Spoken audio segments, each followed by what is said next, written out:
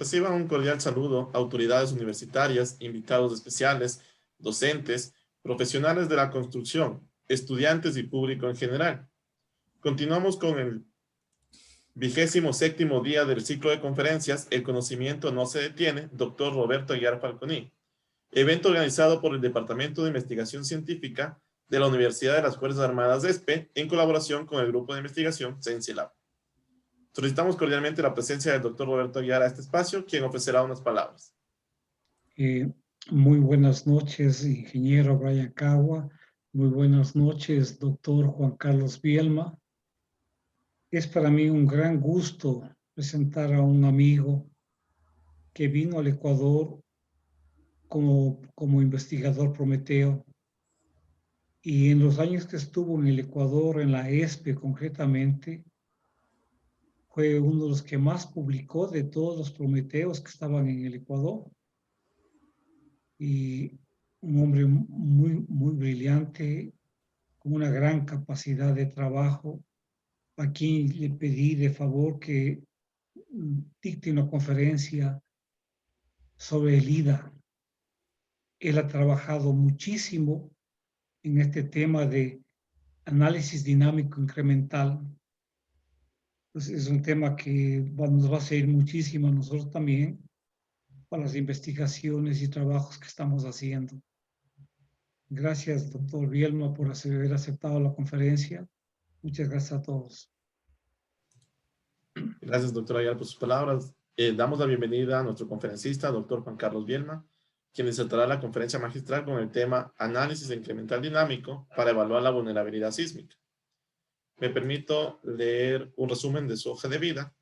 El doctor Juan Carlos Bielma, título de ingeniero civil en el año 1994, Universidad Centro Occidental Lisandro Alvarado en Venezuela, ingeniero técnico de Obras Públicas 2005, Ministerio de Educación y Ciencia en España, magíster en Ciencia en Ingeniería Estructural, año 2003, Universidad de los Andes, Venezuela, doctor en Ingeniería, año 2008, Universidad Politécnica de Cataluña, España.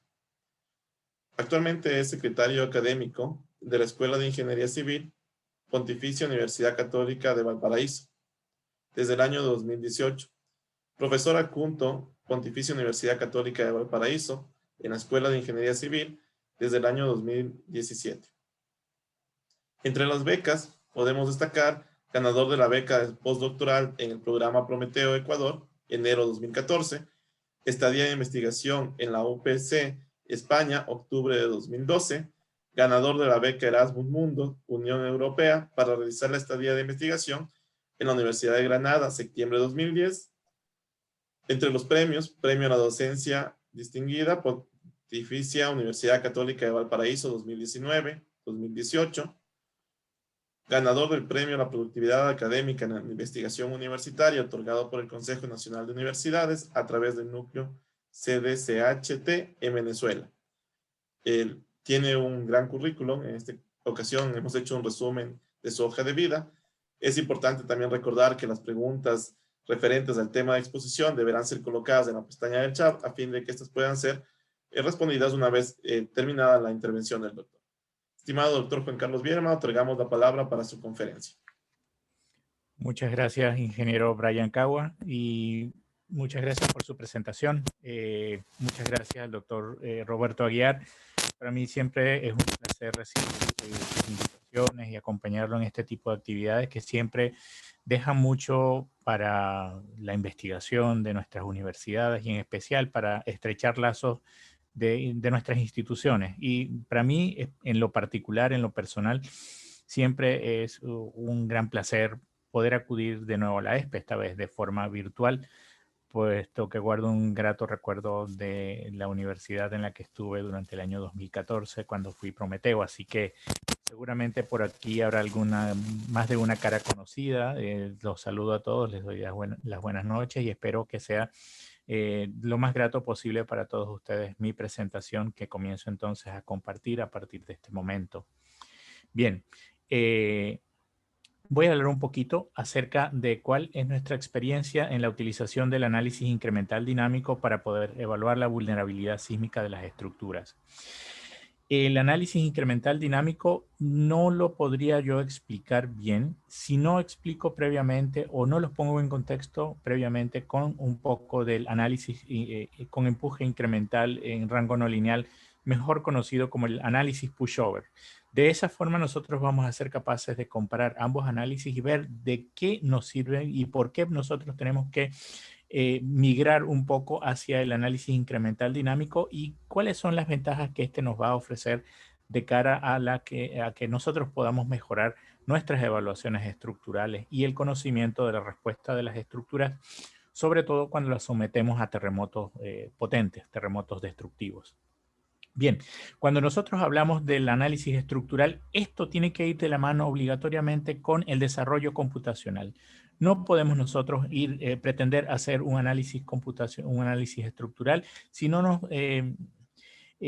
auxiliamos de las herramientas computacionales. Y estas han sufrido un salto cuántico en las últimas décadas, han permitido no solamente mejorar las capacidades de proceso, sino también de almacenamiento, lo cual entonces ha permitido que muchos de los análisis que cuando, por ejemplo, yo era un estudiante, me decían el análisis no lineal, eso es un sueño que nunca lo vamos a ver, nunca lo vamos a ver realizado, eso es muy difícil, es muy complejo, etcétera, etcétera.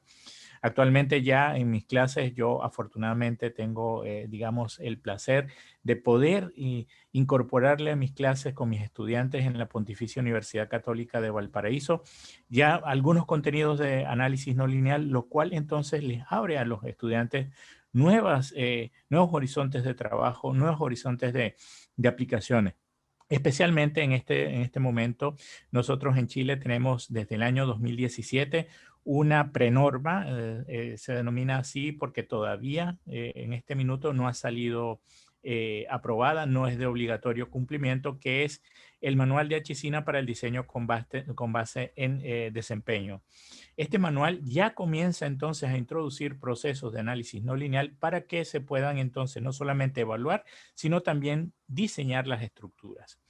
En la actualidad, en Chile se está discutiendo la norma antisísmica, que es la norma NSH 433.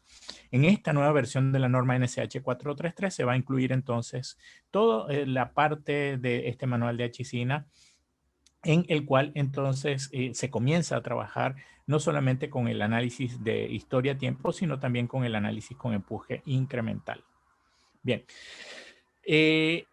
Obviamente tenemos que también hacer referencia a lo que nosotros como ingenieros estructurales hacemos de forma cotidiana, con lo que nos ganamos el pan nuestro de cada día, que es el trabajar con el análisis usual de las estructuras, el cual se desarrolla en rango lineal elástico.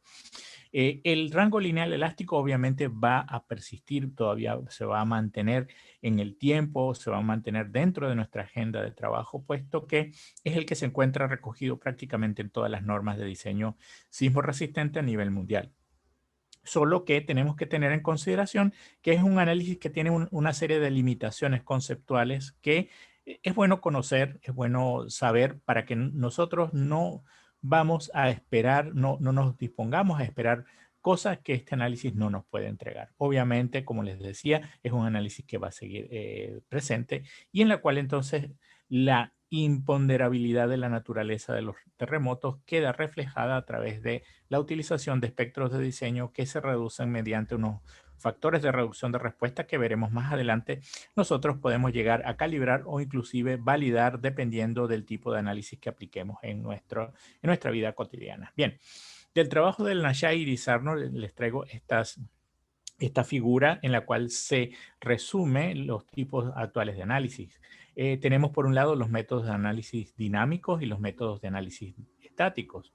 Dentro de los estáticos tenemos el ya célebre método estático equivalente. Sé que en la NEC ustedes en Ecuador comparten este tipo de análisis estático equivalente, aún está presente. En la norma chilena todavía está presente el estático equivalente, aunque cada vez con menos protagonismo, ya cada vez va quedando más en desuso y va siendo más sustituido por el análisis dinámico modal espectral, que lo tenemos por acá. Este análisis, bueno, se basa en las características elásticas de la estructura, con secciones que pueden ser fisuradas o no fisuradas, dependiendo entonces de el enfoque que se aplique, sobre todo de cara al diseño y sobre todo de cara a la determinación de los desplazamientos. Pero entonces aquí ya entramos en el terreno de los análisis no lineales. En los análisis no lineales, entonces, recogemos como el más conocido al método no lineal con empuje incremental, o mejor conocido por su nombre en inglés, que es el análisis pushover. El análisis pushover, cuando se acompaña de un cierto análisis dinámico, se transforma entonces en un análisis incremental con empuje incremental adaptativo, o con un análisis incremental de empuje convencional. Y el análisis dinámico por antonomasia, que se desarrolla empleando registros de aceleración, que pueden ser registros reales o pueden ser registros sintéticos generados compatibles con espectros de diseño, nos da origen entonces a los análisis de historia-tiempo. Y de la modificación de este análisis de historia-tiempo utilizando una serie o un vector de escalares, es posible entonces obtener lo que se conoce actualmente con el análisis, como el análisis incremental dinámico, sobre el cual les estaré hablando a lo largo de esta hora. Este análisis incremental dinámico entonces es reconocido tanto por la comunidad investigadora como la misma comunidad ingenieril como el análisis más confiable desde el punto de vista para obtener la capacidad sísmica de una estructura. Bien. Esta capacidad de la respuesta sísmica de una estructura se puede evaluar tanto a nivel global, local y seccional, pero la evaluación del proyecto sismo resistente se realiza sobre la base de la respuesta global, como ya ustedes saben. Partimos de un predimensionado de la estructura y vamos evolucionando, vamos dando entonces forma al modelo estructural, lo analizamos, introducimos el espectro de diseño y a partir de ese espectro de diseño finalmente entonces nosotros pasamos a un proceso de verificación de derivas. Pero obviamente nosotros tenemos que tener a la mano, tenemos que contar con valores confiables no solamente del factor de reducción de respuesta, sino también de los factores de amplificación de desplazamientos que a veces no están tan claramente definidos en las normas de diseño sismo resistente. Bien, estas características sísmicas de la estructura se deben modelar de la forma más aproximada posible. Y aquí entonces entra a jugar un rol bien importante las mejoras computacionales que han tenido los equipos, puesto que han permitido que de alguna manera vamos evolucionando. Por ejemplo, partimos de un análisis con base en rótulas plásticas, luego las rótulas plásticas han pasado a unos métodos basados en fibras, que son los que actualmente se proyectan como los métodos más confiables y obviamente computacionalmente más potentes, pero también más costosos desde el punto de vista de la duración de su ejecución, pero también del preproceso y del postproceso. Bien. Para ello entonces es necesario que en nuestro modelo nosotros seamos capaces de incorporar las características no lineales tanto a nivel geométrico como constitutivo. Los métodos de inelasticidad concentrada, como ya les dije, entonces son unos métodos que dan pie a unas rótulas plásticas donde el diseñador o el analista tiene que definir no solamente la ubicación de las rótulas plásticas, sino también las leyes constitutivas que van a regir a estas. Entonces, a partir de este tipo de análisis, nosotros vamos a obtener en nuestro modelo estructural la aparición o la formación de unas rótulas plásticas de forma secuencial sobre la estructura que nos darán pie al conocimiento de cuál es su modo de falla. Entre las formas para definir el comportamiento de estas rótulas plásticas se encuentran las que se han definido en el FEMA 356, ya es un clásico para todos nosotros. Recomiendo mucho su lectura. Siempre que hablo acerca de este tipo de contenido, siempre me tomo el tiempo para recomendar la lectura, especialmente a aquellos estudiantes que están interesados en conocer, en evaluar las capacidades sísmicas de las estructuras. Yo les recomiendo mucho estos documentos porque son unos documentos en principio muy bien elaborados, muy bien escritos por unos equipos de expertos en los Estados Unidos que son muy valiosos y que han dado pie a, por ejemplo, leyes constitutivas como la que les muestro a continuación. Esta simplemente es la forma como interactúa la rótula plástica con el resto de la estructura. Vemos entonces que hay un comportamiento lineal elástico. A partir de un cierto punto, el comportamiento comienza a ser plástico con un cierto endurecimiento post-plastificación. Y luego de que se alcanza un cierto nivel de desplazamientos, deformaciones o rotaciones, la capacidad resistente de la rótula plástica decae bruscamente y se pierde una gran capacidad de deformación y la rótula entonces prácticamente llega a una capacidad prácticamente nula. Bien, uno de los méritos que nosotros le podemos asignar a los métodos basados en plasticidad concentrada es que permitieron el desarrollo de procedimientos inelásticos como el procedimiento pushover. El procedimiento pushover se, digamos, estalló, diríamos que a inicios de los años 90 se hizo mucha investigación tomando sobre base el análisis pushover realizado sobre modelos con plasticidad concentrada. ¿En qué consiste un análisis pushover? Es la aplicación de una serie de fuerzas pseudoestáticas o también de desplazamientos pseudoestáticos. ¿Por qué se habla de pseudoestáticos? Porque si bien son unas fuerzas que van a ir incrementándose con el paso de unos instantes, es completamente independiente del tiempo.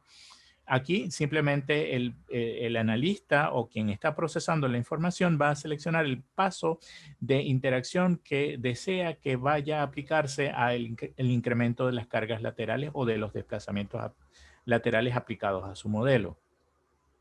Y hay dos tipos de control, un control basado en el desplazamiento y un control basado en fuerzas. Usualmente el control basado en desplazamiento es mucho más confiable, puesto que el control por desplazamiento es menos propenso a tener errores de cómputo durante la ejecución del mismo, cosa que no sucede, por ejemplo, cuando hay control de fuerzas.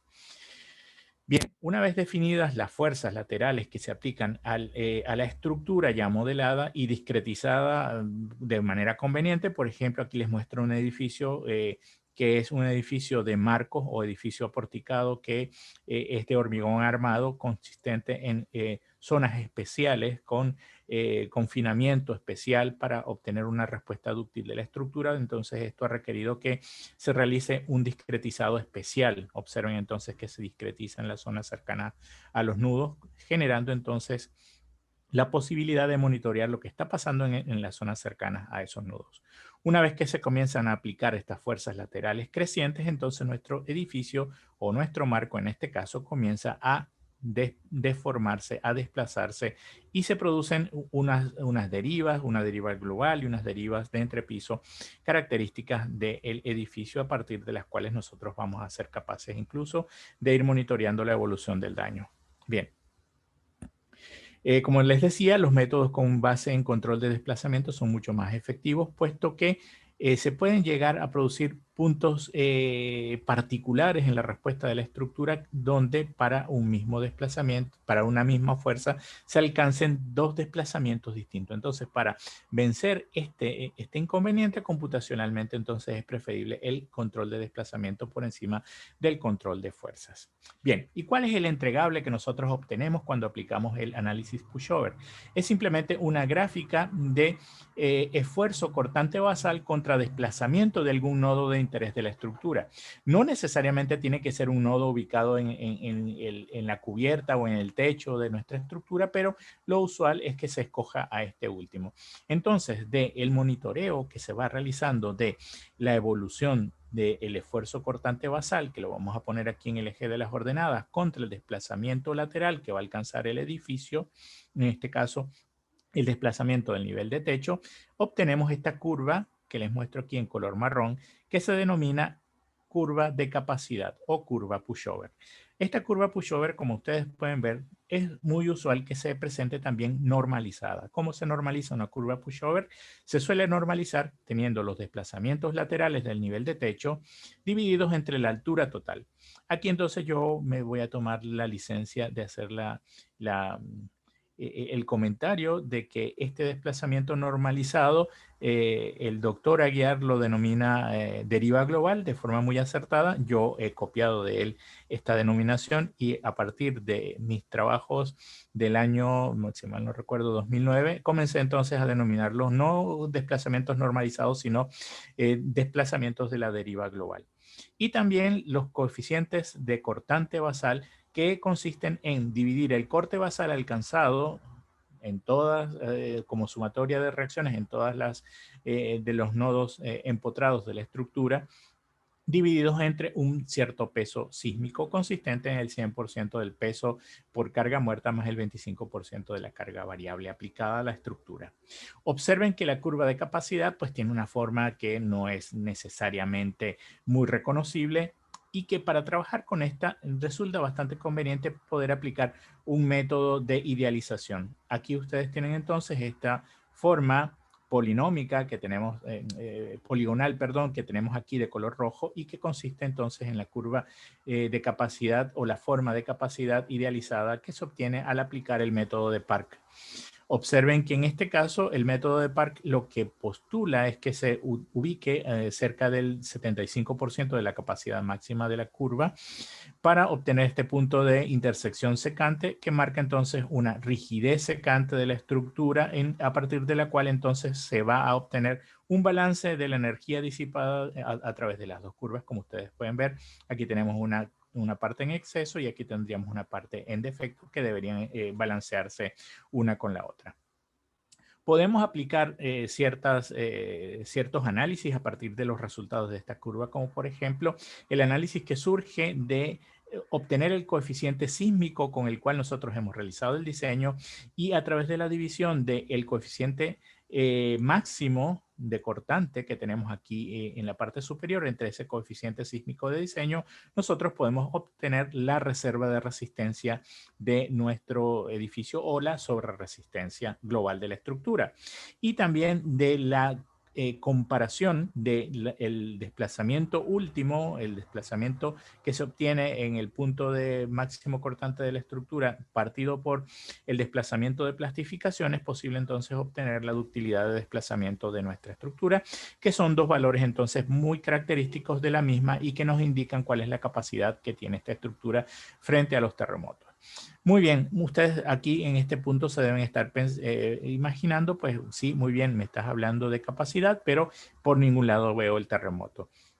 Y ese es uno de los principales cuestionamientos que se le hace al análisis con empuje incremental, que no aparece por ningún lado el terremoto, no tenemos representada la amenaza sísmica de ninguna manera, por tanto entonces es un análisis que se nos queda corto, se nos queda a medias si nosotros lo que queremos es evaluar la vulnerabilidad sísmica de las estructuras. Obviamente para esto han surgido métodos como el espectro de capacidad del FEMA 440, o también el método del el N2 que se encuentra actualmente postulado en el Eurocódigo 8. Allí ustedes lo podrán encontrar, las personas que están interesadas en estudiar otras normas de diseño a nivel mundial, se podrán encontrar que en el Eurocódigo 8 se encuentra postulado el método N2 como una manera de introducir a la curva de capacidad una cierta demanda, esta vez establecida a través de un espectro elástico de diseño. Lo mismo ocurre entonces con el espectro de capacidad del FEMA 440.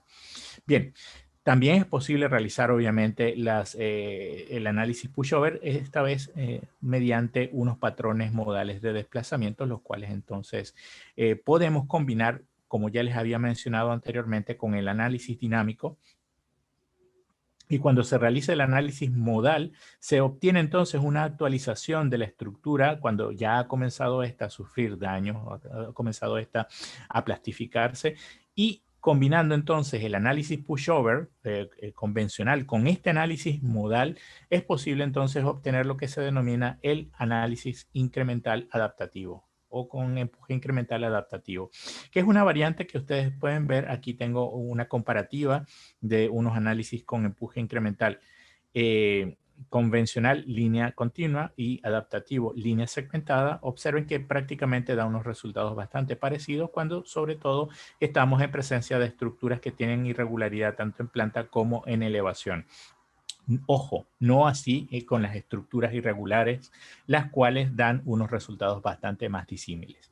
Y aquí entramos en otro terreno en el cual el análisis pushover pues también está en el ojo del huracán, también está como en entredicho. La gente no se cree mucho, por ejemplo, los resultados de un análisis pushover cuando se lleva a cabo sobre una estructura que no tiene regularidad en planta o no tiene regularidad en elevación. Aquí el análisis pushover es un tanto defectuoso, deja un tanto en la penumbra el tema de la irregularidad y por tanto entonces hay que tomar con pinzas sus resultados, puesto que los mismos puede ser que no lleguen a ser muy confiables, sobre todo desde el punto de vista de la evaluación de la vulnerabilidad de las estructuras. Bien, ¿cuáles son las ventajas y las desventajas del análisis con empuje incremental? Podemos decir que, en primer lugar, el análisis con empuje incremental permite al proyectista ver, conocer, ir monitoreando cuáles son las debilidades de su estructura.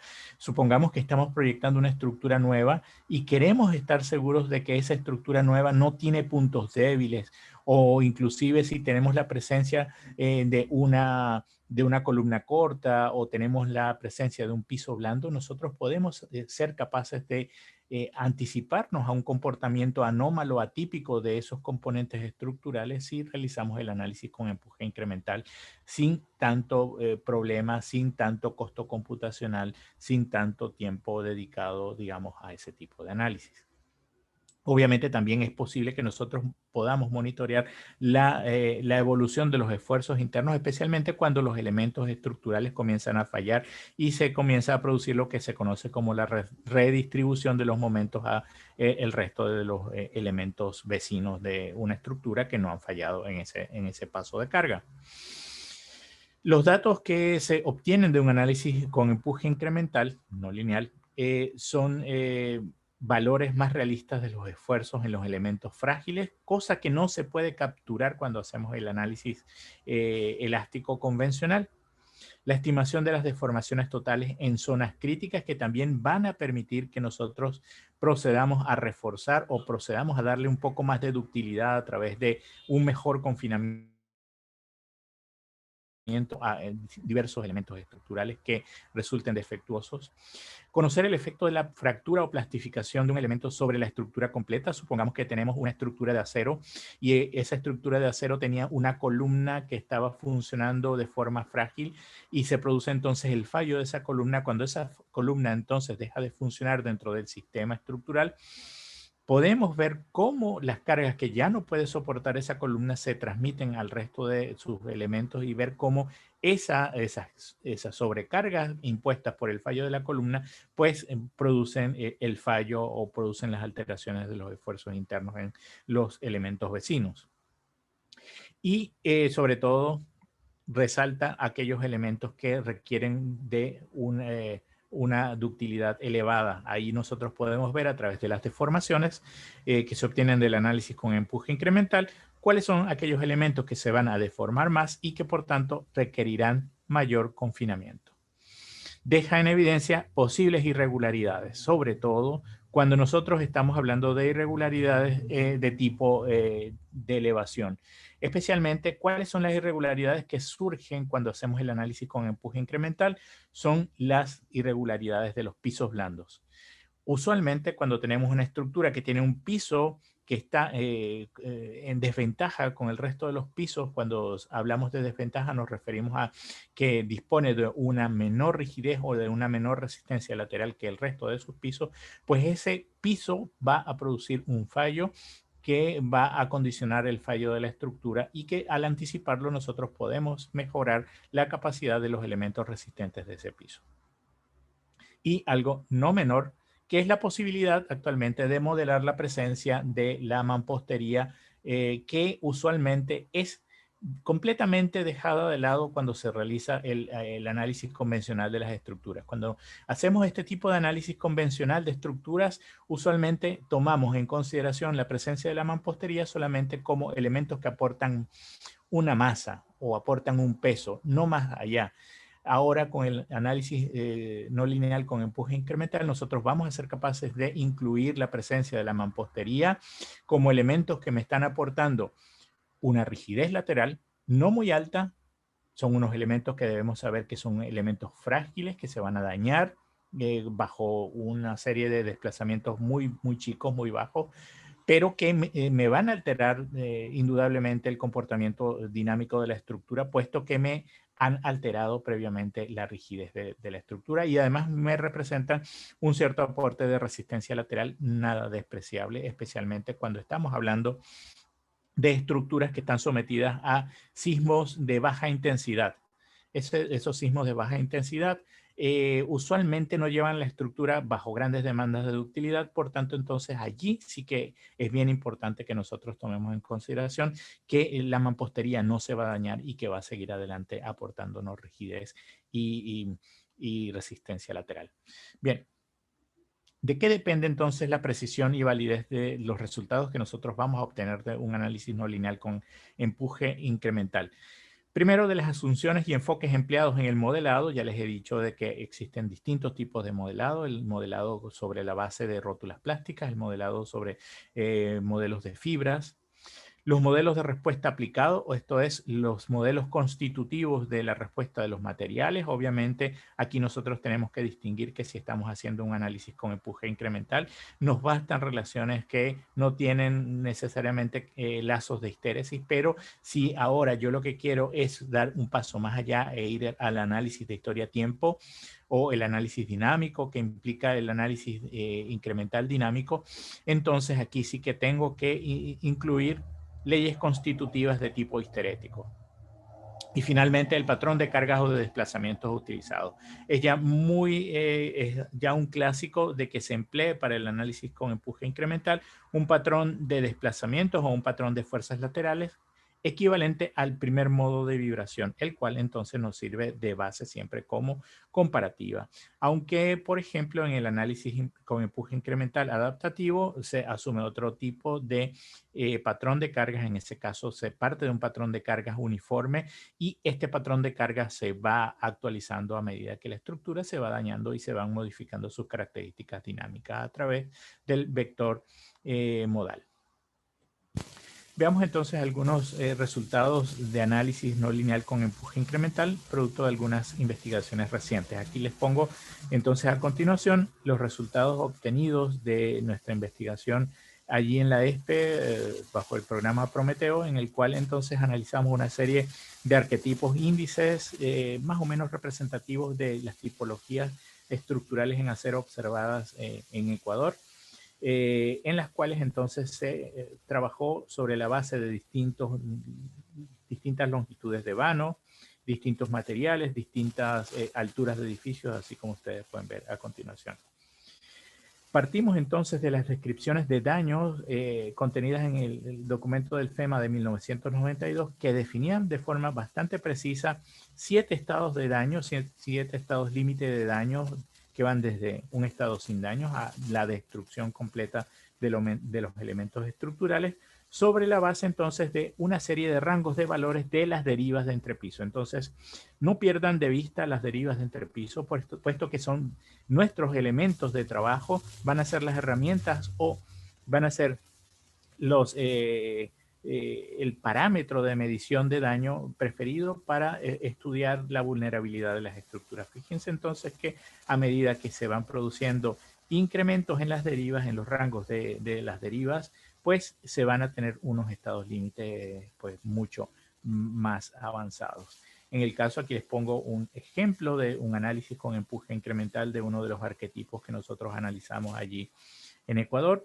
Se trata de un edificio de marcos, como ustedes lo pueden ver, es un edificio tridimensional compuesto con diafragmas rígidos en todos los pisos, y que a medida entonces que se iba aplicando el análisis incremental, el análisis con empuje incremental, se iban produciendo mayores daños en los distintos elementos de la estructura, hasta, por ejemplo, alcanzar daños mayores en este conjunto de vigas y columnas del piso número 1 de ese edificio. Este tipo de análisis nosotros lo podemos realizar siempre y cuando tengamos en claro cuál es el punto en el cual deseamos capturar el estado de avances. Esto se logra, por ejemplo, auxiliándonos del método N2 para la determinación del punto de desempeño, que es el punto característico de la demanda que va a tener sobre ese edificio cuando le apliquemos una demanda equivalente a la que fija la normativa a través del espectro elástico de diseño.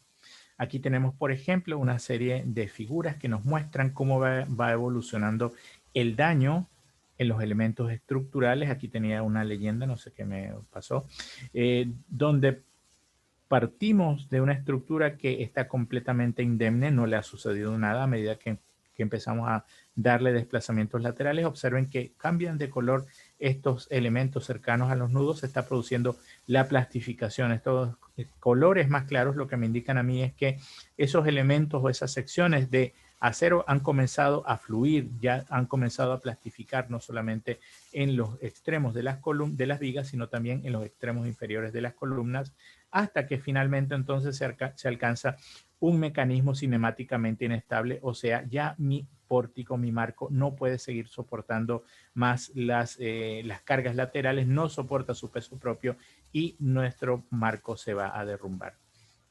A partir de estos valores de desplazamiento fue posible que nosotros comparásemos las ductilidades o mejor dicho los desplazamientos últimos de las curvas de capacidad contra los desplazamientos de plastificación, alcanzando entonces unos valores de ductilidad de desplazamiento para los arquetipos en dirección X y en dirección Y de análisis. Observen la diferencia que hay. Cada color me representa un arquetipo. Por ejemplo, aquí tenemos arquetipos diseñados conforme al método de las fuerzas. Tenemos también arquetipos diseñados conforme al método de los desplazamientos que estaba ya comenzando a ser incluido en la nueva versión de la NEC allí por el año 2015. Observen que se han alcanzado distintos valores de ductilidad de desplazamiento dependiendo de la dirección. Recuerden que las secciones de acero no son unas secciones equivalentes, no son unas secciones que tienen el mismo momento de inercia, no tienen la misma rigidez en cada una de sus direcciones. Por tanto, es esperable que una de las direcciones, que en este caso sea la dirección débil, pues nos entregue valores de ductilidad de desplazamiento menores en dicha dirección. Aquí tienen entonces ustedes una serie de comparativas. Observen que inclusive se alcanzan unos valores de ductilidad realmente bajos, sobre todo cuando no se rotan las vigas. Bien. Hasta aquí digamos que está la parte del análisis con empuje incremental o análisis pushover, y ahora comencemos a hablar un poquito acerca del análisis incremental dinámico. Este análisis incremental dinámico fue, digamos, empaquetado, no fue propuesto originalmente por Van Vasitskos y Cornell, pero fueron ellos los que tuvieron el mérito de haberlo organizado, porque todo estaba pues muy a la ligera, muy en el aire, se hacían cosas de análisis incremental dinámico, pero sin haberle dado su nombre, y no se le habían dado ciertas reglas, no se le había dado algunas condiciones para uniformizar el tipo de análisis.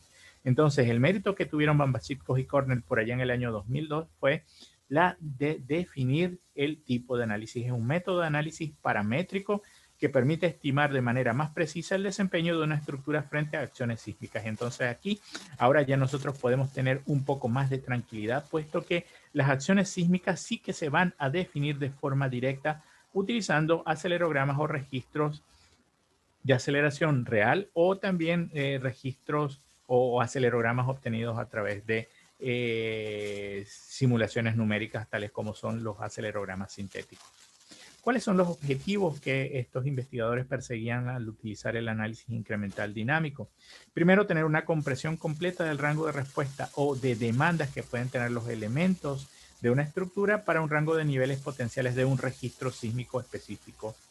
Este registro sísmico específico se va a ir escalando, como veremos más adelante, y se le va a ir incrementando, obviamente, su potencial destructivo a medida que los factores de escala crecen.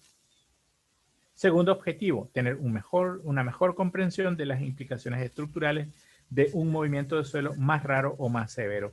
¿Esto qué quiere decir? Nos conduce directamente de la mano a aquellos elementos que dentro de nuestra estructura pueden llegar a fallar cuando le aplicamos entonces un terremoto mucho más severo. Especialmente hablando esto en términos de aceleraciones del registro aplicado. Mejor comprensión de los cambios de la naturaleza de la respuesta estructural, puesto que recuerden que seguimos trabajando en rango no lineal.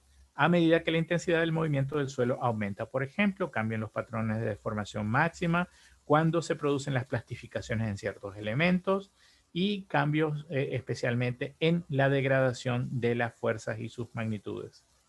Cuarto objetivo, producir estimaciones de la capacidad dinámica del sistema estructural a nivel global. ¿Esto qué quiere decir? Podemos ser capaces de encontrar una ductilidad global también de nuestra estructura, podemos saber cuál va a ser el umbral de desplazamiento máximo a nivel de techo, cuál puede ser nuestra mayor deriva de entrepiso alcanzada por nuestro sistema estructural, pero esta vez excitada a través de un registro sísmico. Finalmente, a través de un estudio IDA de múltiples registros, podemos comprender cuán estables o variables son los elementos de un registro sísmico respecto de otro. Y aquí se abre todo un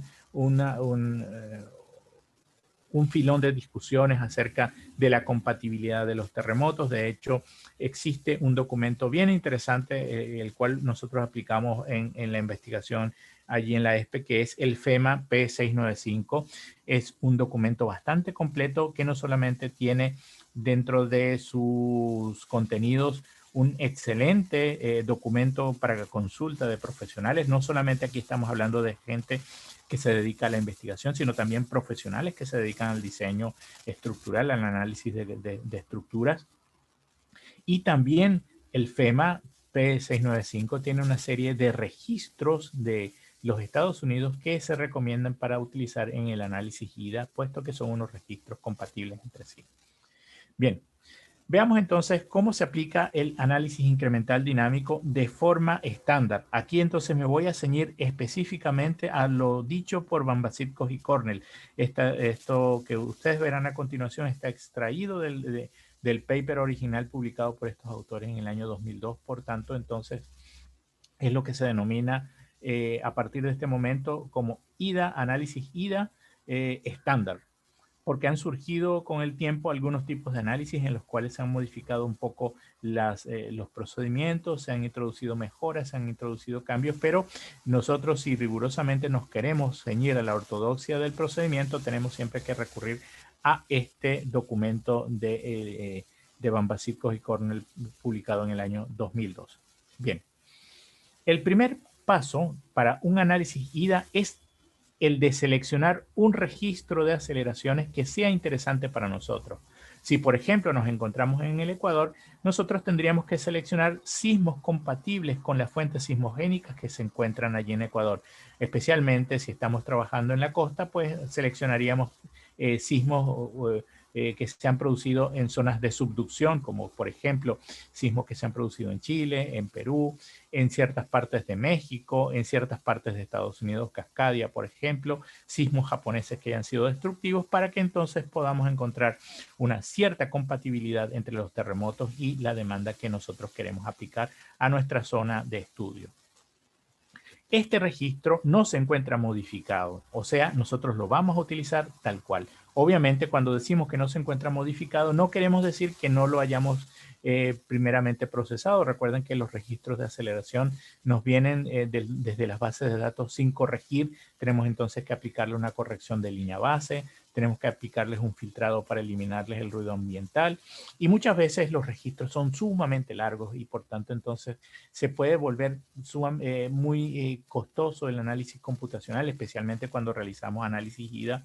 Sí resulta recomendable, es una recomendación que yo le doy sobre todo a mis alumnos, que traten en la medida de lo posible de recortar los registros. ¿Por qué? Porque nos hemos topado, por ejemplo, con registros que duran 180 segundos, 200 segundos. Es muy largo realmente para lo que el terremoto le impone a la estructura. Hay unas zonas muy bajas, unas zonas de muy bajo potencial destructivo. Por tanto, esas zonas se pueden recortar, se pueden obviar, empleando para ello, por ejemplo, uno de los métodos que a mí personalmente me parecen más idóneos, que es el método de la intensidad de áreas, usando entonces una intensidad corchete, que se llama aquí en Chile, donde se parte de un valor del 5% de la intensidad de área hasta alcanzar una intensidad del 95%. Esto nos permite obtener unos registros que son muy destructivos, la fase bastante destructiva de los terremotos, pero sin tener que utilizar toda su longitud. Esto nos ha permitido recortar esos terremotos de 180 segundos, por ejemplo, a 50, 70, 60 segundos nada más. Bien, entonces al registro que se ha procesado de esta manera se le conoce como acelerograma no escalado. ¿Por qué? Porque todavía no hemos comenzado a aplicar nuestros factores de escala. Partimos entonces de un registro original A sub 1, en el cual entonces vamos a tener un tiempo que va desde un tiempo 1 hasta un tiempo t sub n.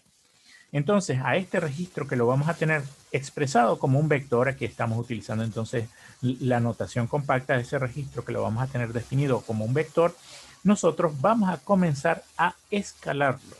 Aquí entonces tenemos la parte central del análisis incremental dinámico, que es el escalado de nuestro registro.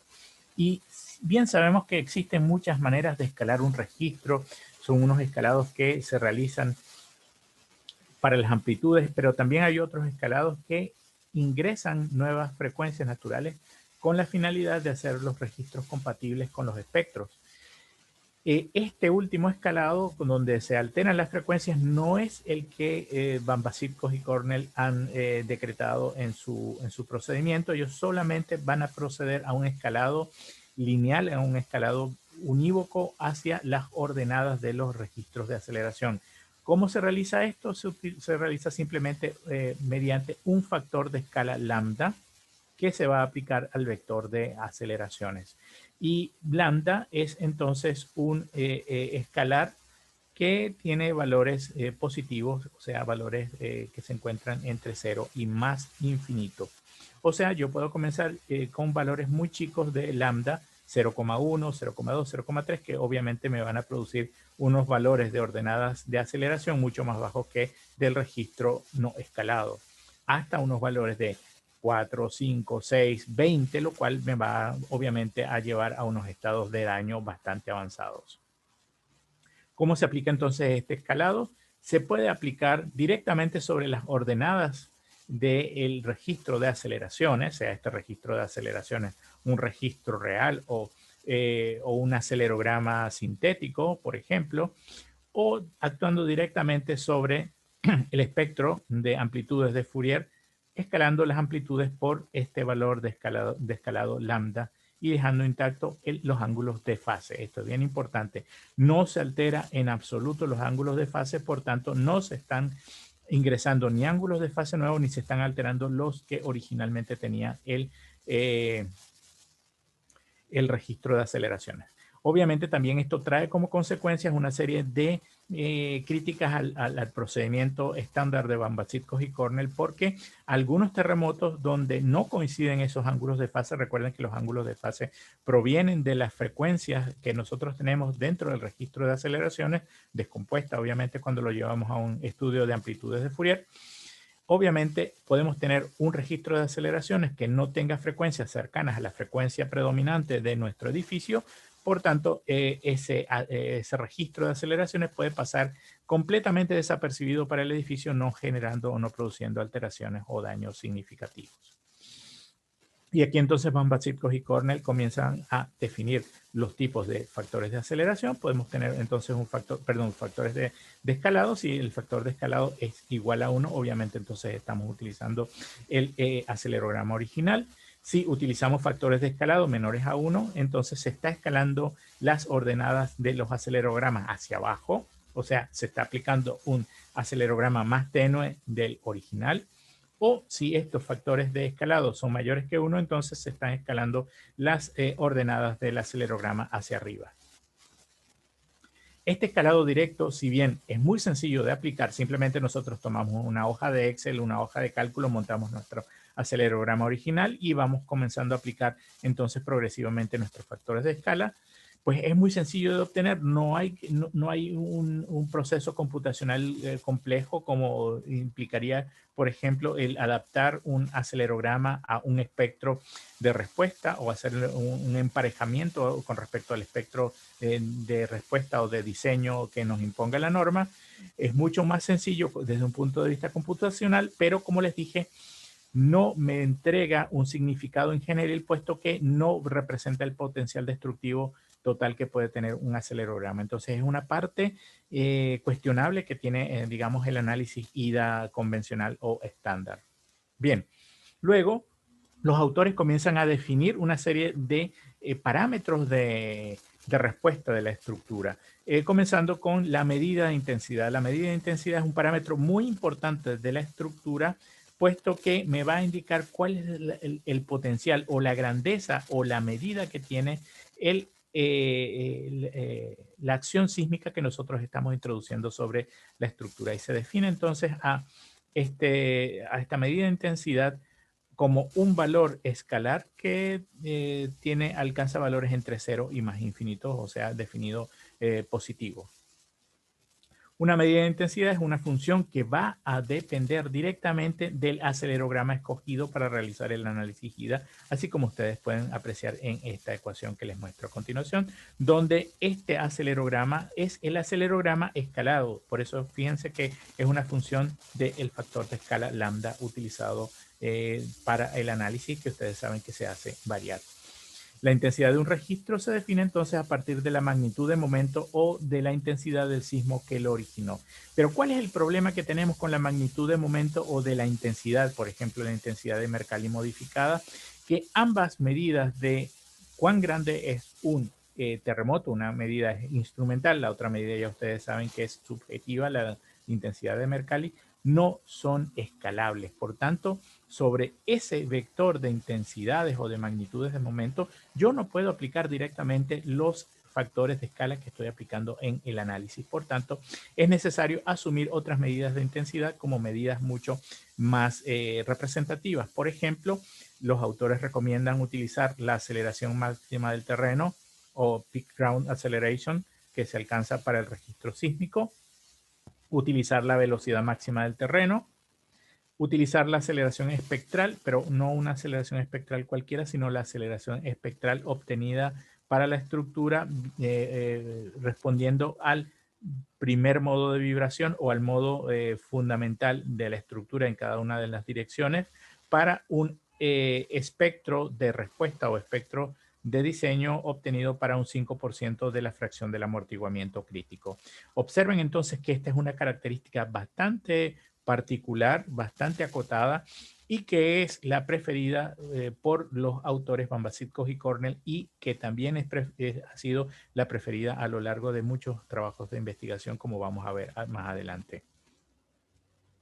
También existe otra opción que es la de utilizar el factor normalizado que nos da entonces un lambda en el cual se produce el colapso. Este sería el factor de escala en el cual se está produciendo el colapso y este sería el factor de escala de los acelerogramas que está produciendo la plastificación en la estructura. Si sacamos esta relación estaríamos obteniendo una especie de factor de reducción de respuesta. Esta sería una primera aproximación que nosotros tendríamos a través del análisis IDA del factor de reducción de respuesta.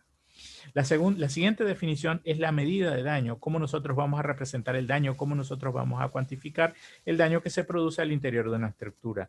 Entonces los autores definen la medida del daño como también un parámetro que varía entre 0 y más infinito. Sabemos que obviamente el daño no puede llegar al infinito, tenemos un daño más discreto, pero ellos lo dejan de todas formas abierto. Esta medida del daño va a representar la respuesta de nuestro modelo cuando lo sometemos entonces a este registro de aceleraciones escalado o bajo distintas escalas impuestas. Esto entonces va a dar una cantidad observable y deducible de la respuesta obtenida de la estructura al aplicar el análisis no lineal de la misma. ¿Cuáles son las medidas de daño que los autores recomiendan? Puede ser, por ejemplo, el máximo cortante basal que se alcanza al aplicar el acelerograma. Puede ser las máximas rotaciones nodales que se tengan dentro del modelo estructural.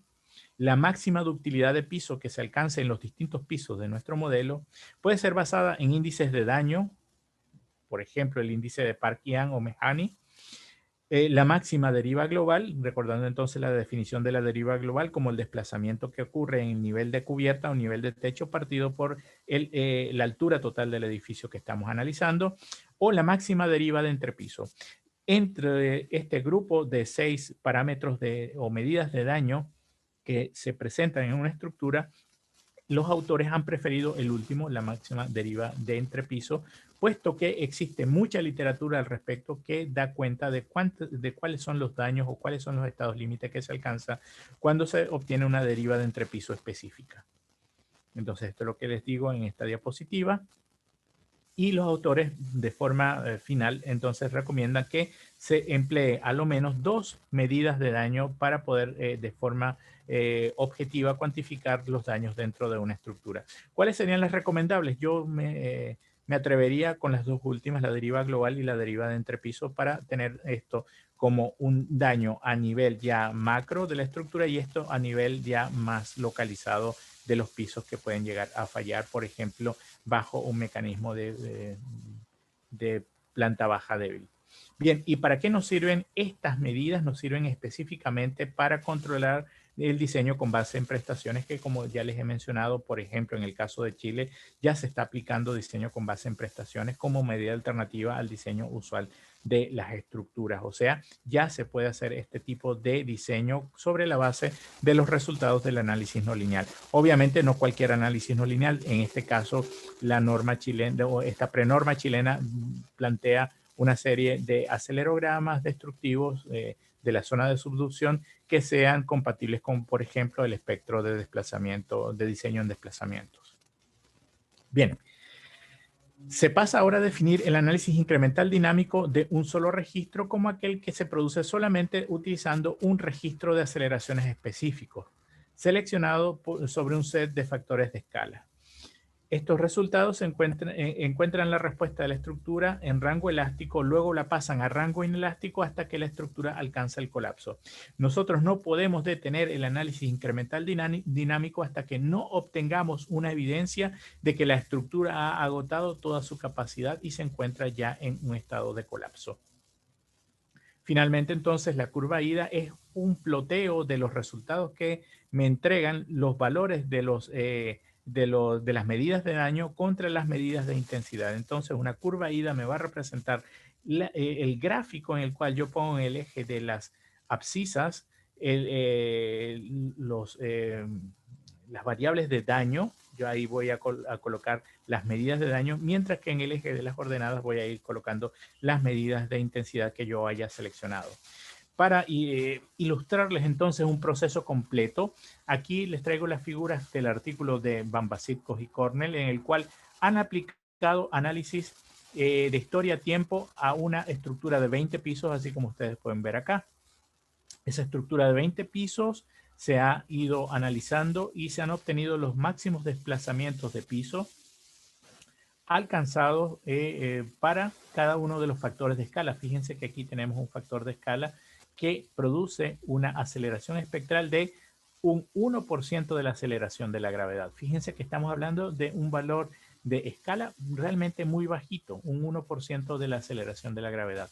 Luego se va incrementando el factor de escala. Obviamente no hay que dar estos saltos tan grandes. Fíjense que aquí pasamos de un 1% a un 10% y luego al 20%.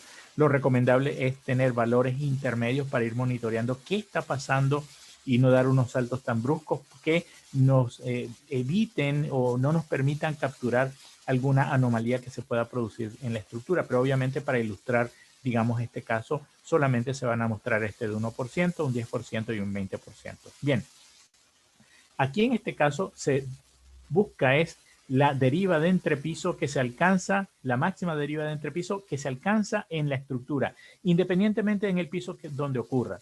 En este caso, si nosotros venimos y medimos todas las derivas de entrepiso reportadas en este gráfico, nos damos cuenta de que la máxima deriva ocurre aquí, en el último piso. Esa última deriva, entonces, nosotros la vamos a introducir en el eje de las abscisas. Introducimos su máximo valor numérico. Fíjense que tenemos una nube de puntos y de esa nube de puntos yo me voy a quedar siempre con el máximo. Coloco aquí el máximo de la medida del daño contra el máximo de la medida de intensidad, que ya sabemos que es del 1% de la aceleración de la gravedad. Ahí tenemos un punto ya de la curva IDA. Vamos con el siguiente punto. Lo vamos a obtener de este otro patrón de derivas de entrepiso que se obtiene al aplicar entonces un 10% de la aceleración de la gravedad. ¿Dónde obtuve la máxima deriva? La obtuve ya no en el piso 20, sino en el piso 19. Fíjense que varía. Da igual absolutamente igual, el piso en el cual se está produciendo la máxima deriva, nosotros siempre nos vamos a quedar con el máximo de la misma. Entonces me devuelvo hacia este gráfico, tomo el valor de la medida de daño, en este caso la deriva correspondiente, aquí la traigo sobre el eje de las abscisas y la emparejo entonces con la medida de intensidad, que en este caso corresponde a el 10% de la aceleración de la gravedad. Fíjense que la intersecto aquí y aquí tengo el segundo punto de mi curva ida. Y el tercer punto lo obtengo de la tercera distribución de derivas de entrepiso que tengo en esta curva, donde obtuve el máximo desplazamiento, lo obtuve aquí, en este punto estoy teniendo yo, dije desplazamiento, las máximas derivas, las obtuve en este tercer piso, aquí entonces me traigo su valor como medida de daño de deriva y la contrapongo contra el 20% de la aceleración de la gravedad, que fue el factor de escala aplicado para el acelerograma. Observen que entonces, en la medida que yo vaya configurando, voy a ir trazando mi curva ida. Aquí tenemos entonces nuestra curva ida, que los autores han representado contiguamente con una curva pushover clásica. Esta es una curva pushover, la que aparece en líneas segmentadas para que podamos nosotros capturar una de sus principales características, que es que la curva pushover comparte con la curva ida la misma rigidez inicial de la curva, prácticamente se superpone hasta que la curva ida despega y se desarrolla un poco más allá. Ya hablaremos un poco más acerca de las características de estas curvas idas, que son, por ejemplo, los tipos de curva ida que se nos pueden llegar a presentar. En primer lugar, vamos a tener idas que tienen un marcado ablandamiento. Son curvas idas que se parecen mucho a las curvas pushover, que se ablandan muy rápidamente para valores bajos de factores de escala. Nos dan entonces esta configuración de respuesta. Estas son unas curvas idas bastante apreciadas porque nos dan los umbrales de colapso de forma muy directa, muy clara. Muy claramente los podemos obtener bajo este caso de ablandamiento pronunciado. Podemos tener ablandamientos no tan pronunciados, unos ablandamientos moderados. Fíjense, aquí tenemos el desarrollo de esta curva ida, donde se van produciendo ablandamientos moderados hasta que finalmente se logra un ablandamiento definitivo, donde la curva prácticamente ya comienza a tener un comportamiento horizontal. Tenemos otros casos ya de no de ablandamiento, sino de endurecimiento de la curva ida. Esto es muy común que suceda. Fíjense, tenemos una curva ida que se comenzaba a ablandar y de pronto le sale esta curva, este saliente, que es como un retroceso. Es como si la curva ida se retrocediera en cuanto a la ocurrencia de la medida del daño. Esto suele suceder sobre todo con acelerogramas que son muy destructivos. Pueden producirnos este tipo de comportamiento de endurecimiento severo. A este tipo de comportamiento veremos que los autores lo han definido como resurrección de la curva ida. Ya veremos por qué. Y que tiene como inconveniente de que evita que nuestra curva ida sea muy fácil de trabajar. Esto nos dificulta un tanto la obtención del punto de colapso de la curva. Y tenemos quizá las curvas idas que más trabajo entregan, que más trabajo dan, que son las curvas idas en zigzag. Fíjense que parece que va a colapsar, aquí se recupera, parece que va a colapsar de nuevo, se revolvió a recuperar, parece que va y así sucesivamente va haciendo zigzag la curva ida, lo cual hace que sea muy difícil capturar francamente el punto en el cual entonces esta curva ida finalmente colapsa. ¿Qué sucede a nivel de pisos? Ya nosotros vimos que nosotros vamos a tomar, por ejemplo, las máximas derivas de piso que suceden entonces a todo lo alto de nuestro edificio. Pero, por ejemplo, nosotros podemos encontrarnos con que si monitoreamos los desplazamientos o las derivas a niveles de piso, fíjense, aquí tengo piso 1, piso 2, piso 3, piso 4 y piso 5. Fíjense que, por ejemplo, el piso 3 tuvo aquí un ablandamiento muy severo que condicionó el resto del comportamiento de sus vecinos pisos.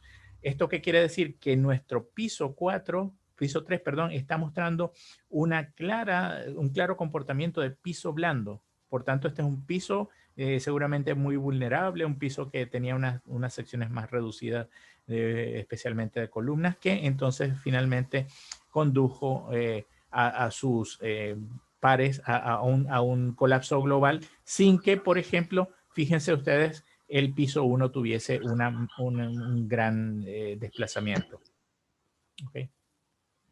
Así vamos avanzando y vemos que se presenta entonces el fenómeno de la resurrección de la ida. Esto afortunadamente lo establecieron los autores del artículo, sobre todo el profesor Alin Cornell, ya fallecido, era muy famoso en los Estados Unidos, así que él se podía dar el lujo de inventar este tipo de definiciones y sin que lo lapidaran. Si a nosotros en este minuto se nos ocurre utilizar un término parecido a este, seguramente mucha gente pues sonreirá a lo menos.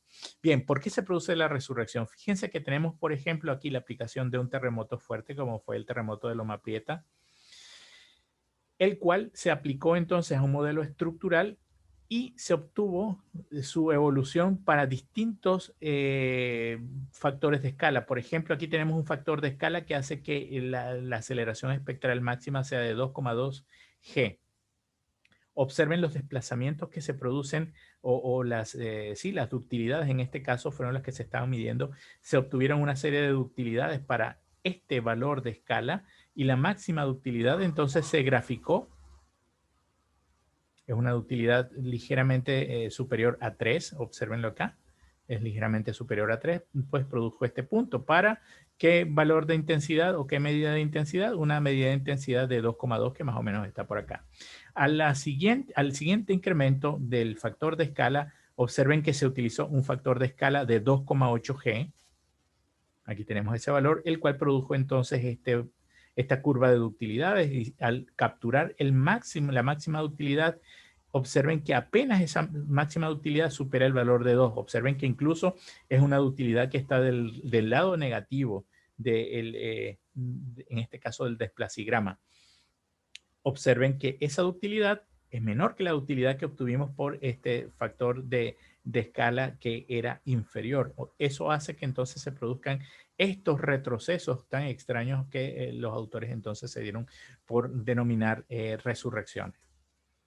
Y se pueden llegar a producir unos casos de resurrección estructural, como ustedes ven aquí arriba, mucho más severos, donde prácticamente nuestra estructura prácticamente estaba fallada y de pronto se produce esta vuelta de la estructura de esta forma tan llamativa, tan brusca, se produce este retroceso, lo cual hace que muchas personas pues se cuestionen la veracidad, incluso la precisión de las curvas idas. Las curvas idas en efecto pueden hacer este retroceso sin que esto se constituya para nosotros en un tipo de impedimento para que podamos seguir adelante aplicando este tipo de análisis.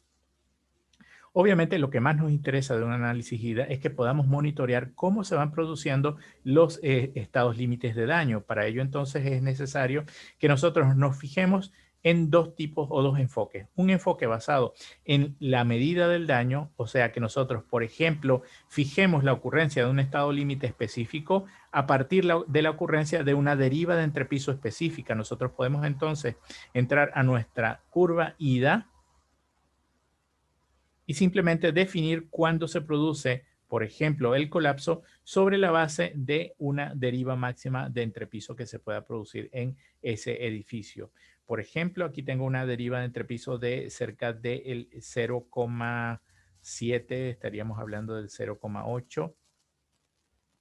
La cual entonces sería una deriva 0,08, o sea, esto sería un 8%, sería una deriva bastante grande. Fíjense cuál es la, digamos, la debilidad de este enfoque, pues que nos puede producir varios puntos en los cuales entonces la medida de daño se intersecta con la curva IDA, produciéndonos entonces 3 puntos en los cuales se estaría produciendo, por ejemplo, el colapso de la estructura. Esto es es un impedimento bastante grande, entonces es mejor proceder con el otro enfoque, que es una medida sobre la base, no de la medida del daño, sino sobre la base de la medida de la intensidad.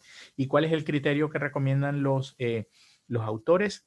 Recomiendan un criterio sobre la base de que se pierda un 20% de la pendiente inicial. Fíjense que aquí tenemos una pendiente inicial. Habíamos dicho que coincide esta pendiente inicial con la pendiente de la curva pushover. cuando se alcanza una reducción de la pendiente a partir de un punto, se alcanza una reducción de la pendiente por debajo del 20% de esta pendiente original, se dice que allí se tiene el punto de colapso. Pero fíjense qué pasa con esta curva ida. Tiene una especie de resurrección acá, lo cual hace que rechacemos este punto que inicialmente habíamos tomado como punto de colapso y tengamos que asumir este otro punto donde fíjense que ya no hay resurrección, ya la curva se nos va volviendo cada vez más horizontal, por tanto entonces aquí es donde nosotros vamos a elegir ese punto de colapso para esa ida específicamente. Esto es bien importante puesto que a partir de ese punto de colapso es que se va a tener, digamos, el valor representativo de la aceleración que va a conducir entonces al fallo de la estructura para, sobre todo cuando estamos asumiendo estudios de vulnerabilidad. Bien, esto que les he mostrado para una ida de un solo registro, que es esta curva ida, lo podemos nosotros llevar a cabo para múltiples registros. Para ello, entonces, tenemos que seleccionar dentro de una base de datos una serie de registros compatibles que me produzcan entonces un set de curvas ida. Se hace exactamente lo mismo, solo que para varias curvas ida. Entonces, obtenemos una representación gráfica como la que les muestro a continuación, donde ustedes pueden observar que las curvas ida me han producido inicialmente una misma pendiente elástica y luego despegan. Entonces observen que de esta representación obtenida para 30 registros, en realidad aquí tenemos registros que van en dirección X, registros que van en dirección ortogonal a esta, en dirección Y, por ejemplo. Las curvas de múltiples registros ida me suelen producir una gran dispersión. Este también es objeto de una gran crítica a nivel de investigadores. Dicen, bueno, si estamos aplicando acelerogramas compatibles entre sí, ¿por qué dan estas dispersiones tan elevadas? Esto depende más que nada, desde mi punto de vista, a la utilización para la determinación de la medida de intensidad de los espectros elásticos de diseño bajo el concepto del período del primer modo. ¿Por qué? Porque si nosotros utilizamos el período del primer modo, el período se va a mantener fijo. Los espectros de respuesta, como son espectros elásticos, no son espectros inelásticos, me van a ir conduciendo de forma progresiva a valores que se incrementan monotónicamente. Y si yo esos valores los obtengo para el mismo periodo estructural, obviamente las ordenadas de las curvas ida se van a ir incrementando monotónicamente dependiendo del espectro de respuesta. Entonces, de allí la altísima variabilidad que suelen presentar las curvas ida, esta altísima dispersión que es objeto también a críticas. Bien, esto ya se los mencioné, no lo voy a volver a repetir. Entonces, esto hace que nosotros, como ingenieros, si estamos evaluando la vulnerabilidad de una estructura, ya no tengamos la posibilidad de trabajar con toda esta maraña de curvas, sino que tengamos que aplicar unos métodos empleando herramientas estadísticas, por ejemplo, utilizando percentiles o fractiles, es lo mismo. En este caso, el percentil 84, donde el umbral de colapso de todas las curvas, el 84% de las curvas me queda por debajo de este punto. El percentil por encima de este punto, perdón, el 84% por encima de este punto, el 50% por encima de este punto o el 16% por encima de este punto. Esto hace entonces que nosotros podamos tener definiciones de curvas ida sobre la utilización de esta herramienta estadística de los percentiles, que es, por ejemplo, en el caso del 50%, la que da origen a la determinación del umbral de colapso que está contenido en el FEMA P695 y en el FEMA P58, que actualmente se utiliza también para la determinación de las prestaciones sísmicas de edificios y que tuve el placer de exponerles el año pasado cuando el doctor Aguiar también me invitó a la serie de conferencias dictadas en la ESPE y que vimos un poco acerca de la utilización de este FEMA P58. Bien, aquí mostramos la obtención de unas curvas ida al someter a una estructura a 20 registros de aceleración. Observen entonces las curvas idas que se obtienen tomando como medida de intensidad la Peak Ground Acceleration. Aquí la tenemos en el eje de las ordenadas. O tomando la aceleración espectral para el primer modo de vibración para un espectro de respuesta con un 5% del amortiguamiento crítico. Observen que la utilización de la Peak Ground Acceleration, si se quiere, nos va a complicar mucho más el problema, nos da unas curvas ida mucho más dispersas que las que obtenemos con la aceleración espectral. Si bien esto nos da una cierta dispersión, veremos cómo hay modos de mitigar este comportamiento tan disperso de las curvas ida. Veamos entonces una comparativa de las curvas ida con una curva pushover. Esta ya la vimos al inicio. Aquí la vamos a ver un poquito más en detalle. Aquí tenemos la curva ida con su desarrollo. Aquí tenemos la curva pushover convencional que tenemos aquí abajo. Y que a través de la comparativa de los dos métodos, nosotros en primer lugar nos encontramos con que coincide o debería coincidir la rigidez elástica inicial. Aquí nuestra estructura, ni en la pushover, ni en el análisis pushover, ni en la curva ida ha empezado a sufrir daño. Todavía nuestra estructura se mantenía indemne, obviamente para unas derivas de entrepiso muy bajitas, menores que el 1%. Y fíjense entonces que en la curva pushover nosotros vamos a poder capturar el punto de colapso, lo mismo vamos a poder hacer en la curva ida, y que son unos puntos de colapso bastante comparables entre sí, que me van a dar entonces a mí los valores de derivas que me va a producir el colapso de esa estructura. Fíjense que son bastante comparables en los dos tipos de análisis. Es bastante recomendable que utilicemos los dos tipos de análisis de forma complementaria para obtener esos puntos de colapso estructural. Y algo también que investigadores tales como Mwafi y El Nashai han investigado mucho al respecto, que es la determinación del factor de reducción de respuesta inherente sobre la base de este punto de colapso. O sea, nosotros aquí vamos a tener consecuentemente un valor de aceleración de colapso. Y si comparo ese valor de aceleración de colapso con el coeficiente sísmico, lo llevo a una fracción de aceleración, a ese coeficiente sísmico, si lo normalizo, entonces de la división de esta aceleración de colapso contra el coeficiente sísmico alcanzado de diseño, entonces yo puedo tener la definición del factor de respuesta inherente, el que tiene como capacidad la estructura para responder y que yo posteriormente puedo, por ejemplo, comparar contra el factor de reducción de respuesta que he aplicado en el análisis estructural convencional.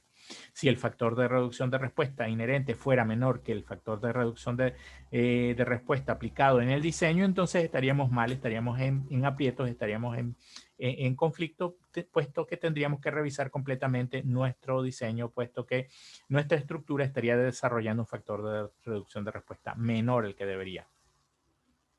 Bien, esto ya lo he comentado. Entonces ahora les voy a hablar acerca de algunas publicaciones que tenemos en las cuales hemos aplicado el análisis incremental dinámico para evaluar en este caso la vulnerabilidad de las estructuras y obtener algunos parámetros de diseño o de respuesta de las mismas.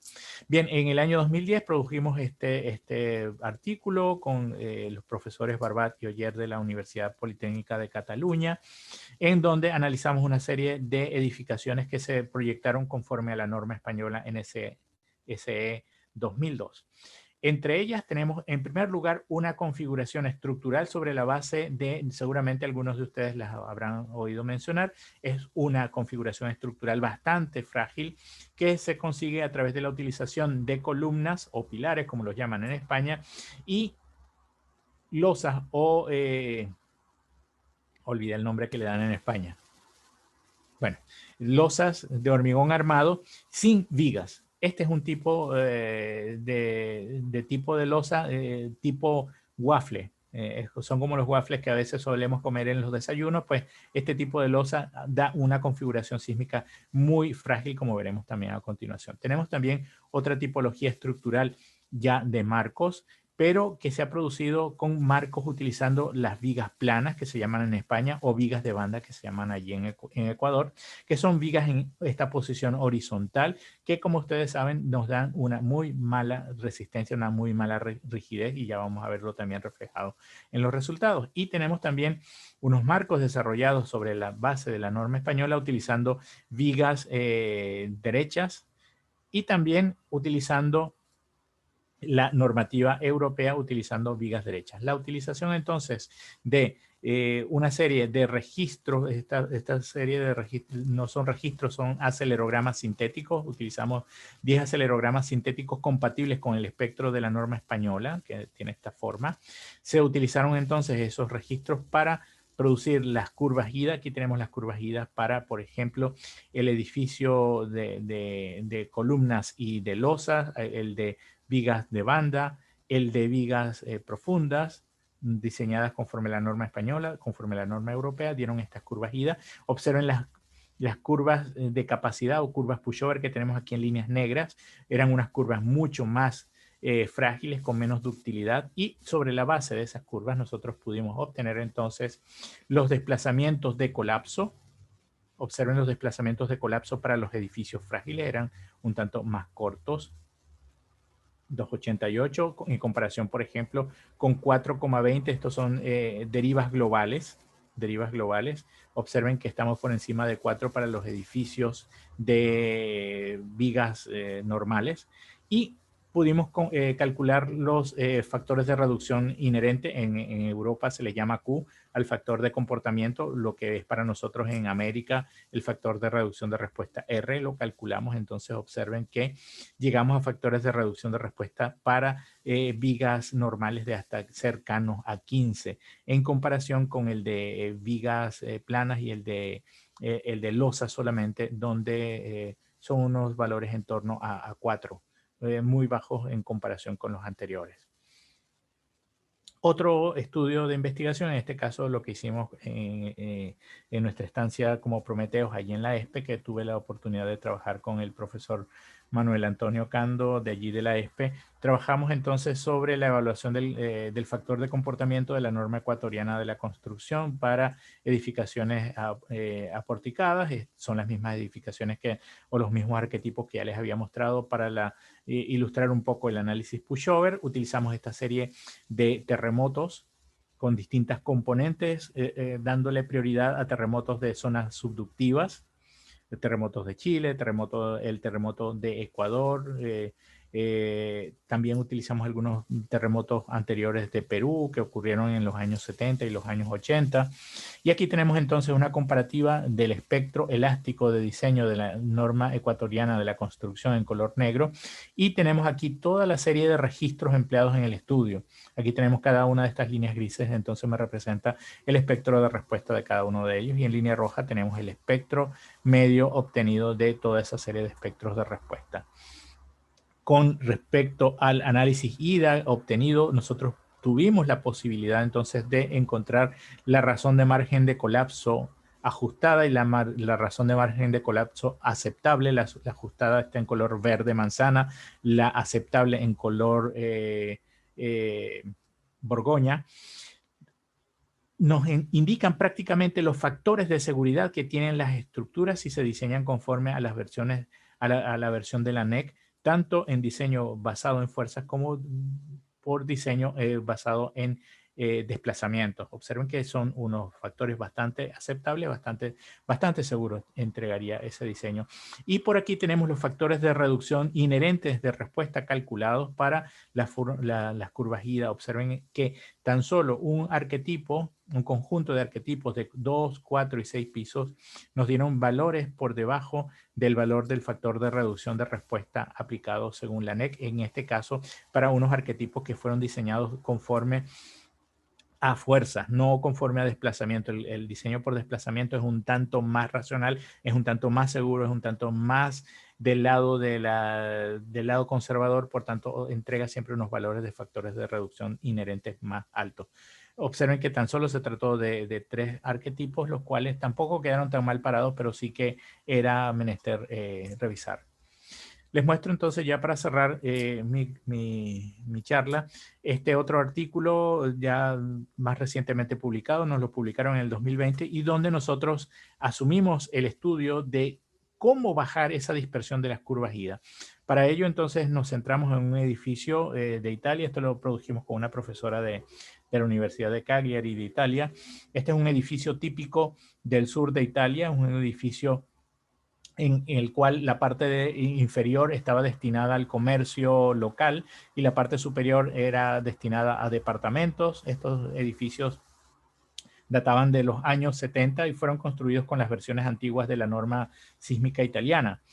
Por tanto, entonces, cuando se hizo la renovación de la norma, estos edificios quedaron por debajo de la capacidad, entonces se planteó la posibilidad de reforzarlos utilizando FRP, puesto que eran unos edificios que al estar ya ocupados hacían muy difícil su proceso de upgrade, lo cual entonces implicó la colocación de láminas de FRP en las columnas de los pisos inferiores y en algunas de las vigas de esos pisos inferiores. Bueno, aparte de esto, pues resultó bien interesante el estudio, puesto que fuimos capaces de producir curvas IDA, pero esta vez dijimos, vamos a modificar el periodo estructural. ¿Por qué? ¿Por qué es modificable el periodo estructural? Porque es esperable que en la medida que vamos incrementando el factor de escala, hagamos más potente el sismo sobre el edificio nos cause más daños y se vaya degradando el periodo estructural. Nuestra estructura se degrada en cuanto a su rigidez y por tanto es esperable que su periodo estructural predominante también se vaya degradando. Por tanto, entonces ya no estamos utilizando la medida de intensidad sobre la base del periodo elástico, sino que comenzamos a utilizar un periodo inelástico. Pero ¿qué periodo inelástico podíamos nosotros utilizar? Entonces lo que hicimos fue recoger las aceleraciones del piso del nivel superior del edificio, procesarla, encontrarle un espectro de amplitudes de Fourier y sobre ese espectro de amplitudes de Fourier para los distintos valores de factores de escala, obtener entonces el periodo predominante a partir obviamente de la frecuencia predominante utilizando un suavizado. ¿Por qué suavizado? Si ustedes se fijan en el espectro de amplitudes de Fourier, a veces se produce un gran pic que sobresale del resto de los periodos, pero a veces tenemos una concentración de pics en los cuales uno puede decir, sí, este es el pic superior, sí, pero hay otro investigador que puede decir, oiga, pero este está muy cerquita y tiene un conjunto de pics que también son muy altos y que se encuentran con frecuencias muy vecinas, muy cercanas. Entonces lo que hicimos para evitar entrar en controversias en la determinación del pic predominante de la frecuencia en las amplitudes de Fourier, entonces fue utilizar una recomendación que se encuentra en el libro de Stephen Kramer, que es la de utilizar entonces una ventana suavizada en la cual pues se suaviza el espectro de ordenadas de Fourier. Sobre la base de este espectro suavizado, sí que somos capaces de localizar un solo pic predominante y ese es el pic predominante que nosotros consideramos para la determinación entonces de nuestro periodo ya elongado. O sea, de nuestro periodo inelástico para determinar a partir de ese periodo inelástico el valor de la medida de intensidad. Entonces utilizamos toda esta serie de terremotos, una serie de terremotos europeos y también los sometimos al edificio, si bien está en Italia, lo quisimos someter a los terremotos destructivos chilenos. Aquí sobre todo quiero resaltar el terremoto de Maule, Estación Angol, el terremoto del 27 de febrero, muy célebre, seguramente ustedes han escuchado de ese terremoto que fue bastante destructivo sobre el territorio chileno en el 2010, con una peak ground acceleration bastante grande de 0,928, casi un G para esa estación. Aquí tenemos entonces todo el conjunto de acelerogramas, sus espectros de respuesta obtenidos sobre el espectro de diseño, en este caso el espectro de diseño para la ciudad de Messina, en la isla de Sicilia, en Italia, que es la zona de mayor amenaza sísmica del territorio italiano. Entonces aquí tenemos en color azul oscuro el promedio de los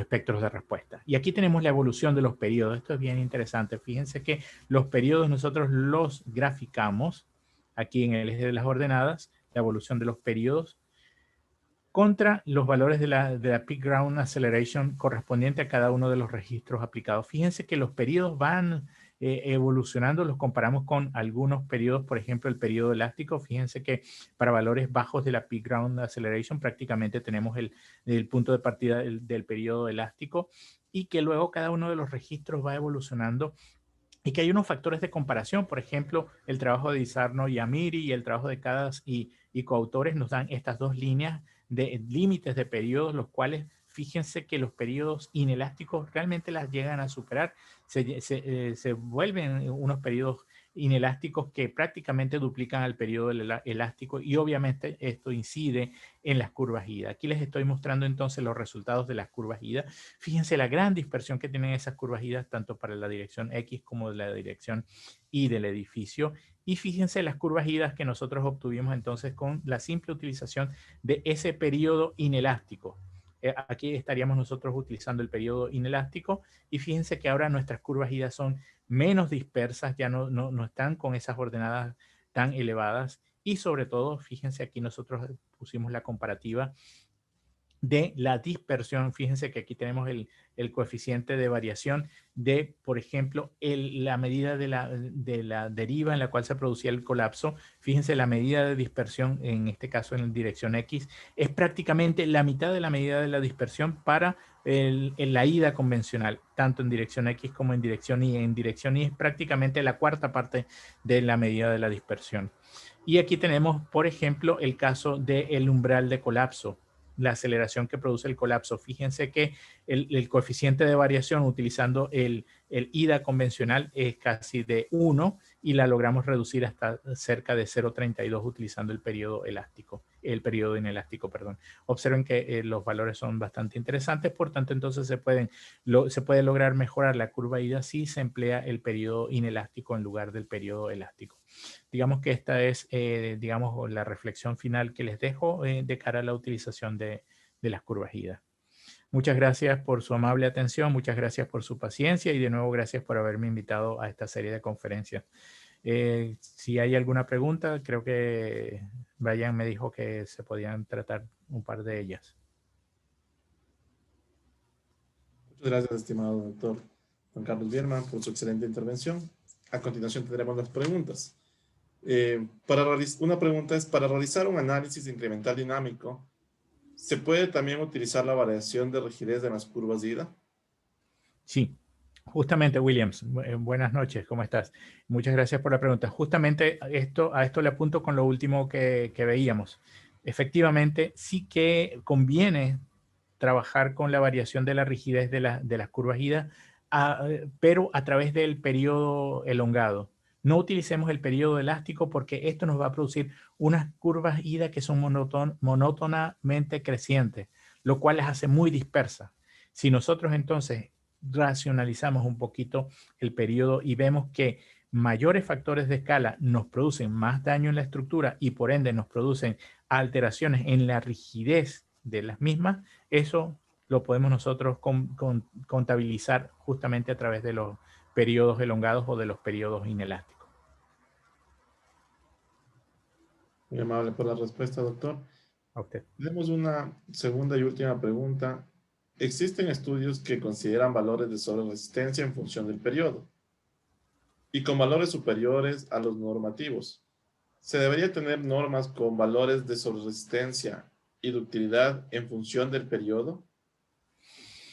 Sí, se debería tener en consideración esta sobreresistencia en función también del periodo. De hecho, en el FEMA P695 hay un procedimiento también para determinar la sobreresistencia de los arquetipos y también hay un procedimiento para determinar inclusive los factores de amplificación de desplazamientos, tan importantes sobre todo cuando hacemos el análisis elástico. Recuerden que hacemos el análisis elástico, dimensionamos nuestra estructura, diseñamos, por ejemplo, toda la armadura, verificamos que las secciones cumplen y luego pasamos a la verificación de las derivas. Cuando hacemos la verificación de las derivas, nosotros partimos de los resultados del análisis elástico y tenemos que amplificar esos desplazamientos. ¿Cómo lo hacemos? Sobre la base del factor de reducción de respuesta. Esa amplificación, pues el FEMA P695 nos da unos procedimientos que nosotros podemos directamente obtener a través del FEMA P695 para nuestras propias tipologías estructurales. Y eso que le digo que se hace para los factores de amplificación de desplazamientos, también el FEMA P695 tiene un procedimiento específico para obtener los factores de sobreresistencia, pero a nivel global de toda la estructura, porque hay una sobreresistencia a nivel local. En este caso, esto nos entrega un factor de sobreresistencia a nivel global.